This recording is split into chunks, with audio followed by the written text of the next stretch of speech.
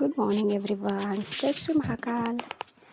आज स्टोरला निघालो कारण आज मला संध्याकाळी गावी जायचं होतं, त्यामुळे त्याच एक्साइटमेंटमध्ये होते मी दिवसभर.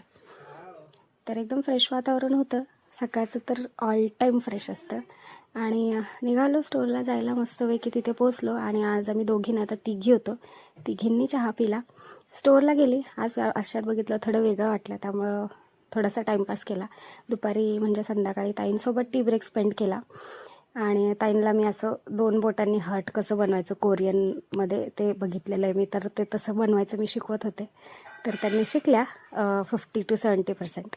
आणि रात्री मला ते घ्यायला आलेले, म्हणजे दोघं आलेले, कारण आम्ही आज गावी जाणार होत, त्यामुळे ते स्टोरलाच आलेले घ्यायला. आणि मग इतकं ट्रॅफिक फेस करत करत 9:30 वाजता घरी गेलो आम्ही. आणि घरचं आवरून बिवरून मग गावाला जायला निघालो.